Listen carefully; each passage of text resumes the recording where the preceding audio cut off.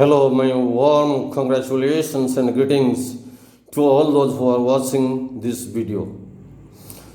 And I have prepared this video on an important chapter of English grammar, that is conditional clauses.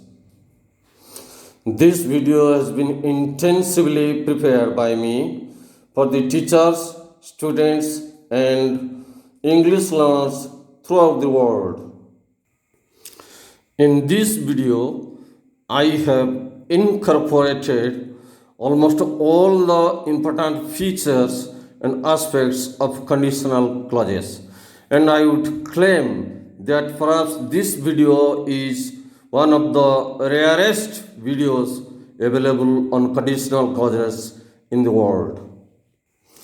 And because of the extensiveness of this video, it would be divided into several parts, so that it would be easy for the learners to comprehend, to digest and assimilate conditional clauses and its formulas and its rules, one after another, chapter by chapter, part by part.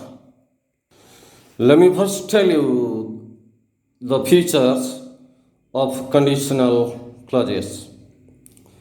First, number one, conditional clauses begin with if, unless, suppose, supposing, provided, as long as, so long as, in case, but for, providing, on condition that, otherwise, or else, etc. These are the words which are used to make conditional clauses.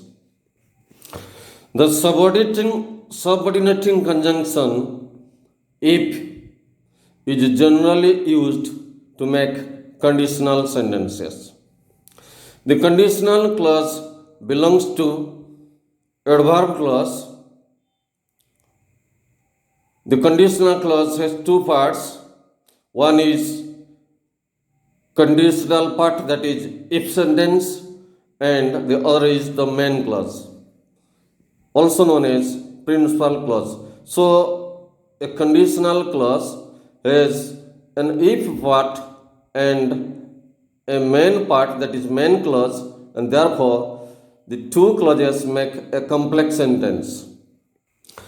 If you write the if clause at the beginning, then you have to put a comma at the end of the if clause. Then you write the main clause. And if you write the main clause first, no comma is necessary after the main clause. Remember that not all if sentences are conditional clauses, because if sentences are also used in noun clauses. So, wherever you find an if sentence, it may not be a conditional clause. If clause is also known as an antecedent or dependent or subordinate clause or protasis. The main clause is known as consequent or apodosis. It is said that a famous Greek grammarian who was a professor at Harvard University named W. Goodwin classified if sentences or conditional clauses into four types. So, there are four types of conditional clauses which are taught in schools and colleges for the students. At the outset, we would begin with zero conditional clauses. It's used for general, universal, scientific, and habitual truth. The if sentence is actually not a condition, hence it is called a zero condition. These are used for general, scientific, habitual, and natural truth. In this type of conditional clauses, we use simple present in the if clause and the same simple present in the main clause. For example, if you hit iron, it expands. If the sun sets, the birds return to their nests. And in zero conditional clauses, The if conjunction can be replaced by when or whenever. Then let's get into the type 1 conditional clauses. Type 1 conditional clauses are also known as real or open clauses. And in this type of conditional clause, we use simple present in the if part and will, shall, may, can, must, should plus B1 in the main clause. And the possibility of the event or action implied by this type 1 conditional clause is 50-50. For example, if it rains, we will stay at home. Though several modals can be used in this type of conditional clauses, we generally use will and shall to suggest future time. Now let's get into the type 2 conditional clauses. In this clause, we use simple past in the if clause and in the main clause we used would, could, should, might plus B1 in the main clause. And this second type of conditional clauses are called unreal, hypothetical, impossible, and imaginary conditions are there because the things suggested, the things thought are completely imaginary and impossible. For example, if the sun fell on the earth, we would all die. If I became the prime minister, I would hang the thieves. If I had 3 eyes, I would look like Lord Shiva.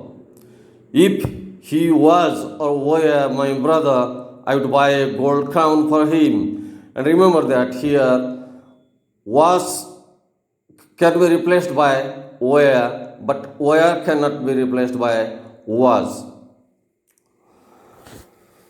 If he were my brother, I would buy a golden crown for him.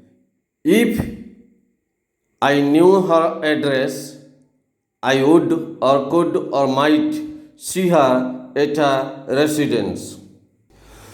Here the thoughts suggested by the if clause and the main clause are completely hypothetical, imaginary, and impossible. I would include the photocopy of the things that I am teaching you now at the end of this video, and this video will be divided into several parts. Type 3 conditional clauses. It is called unreal, unfulfilled, past situation or unfulfilled condition of the past. It always refers to past time, and we use this conditional clause after the event or action is completed or after the event or activity is over. It always refers to past time. In this type of conditional clauses, we use past perfect or had plus V3 in the if part, and the main clause contains would have, could have, might have, should have plus V3 or past participle of the main verb. It always refers to the past situation or past time.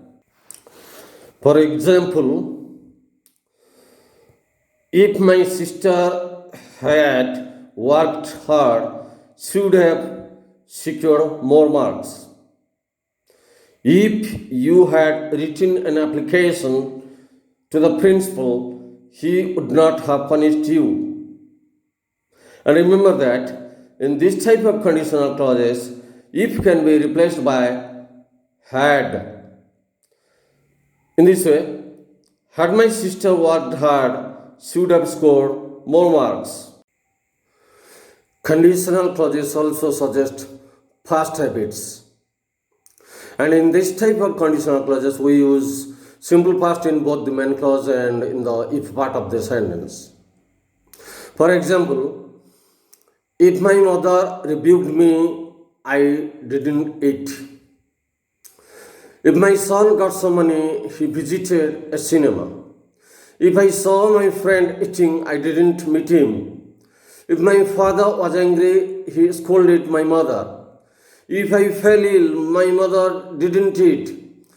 And you find in these conditional sentences, we have used simple past in both the if part and in the main clauses. And the if can be replaced by when or whenever. At the same time, I would like to request all those teachers who are teaching English to make an evaluation of this video and make suggestions if they find any lacunas or mispresentation of the things.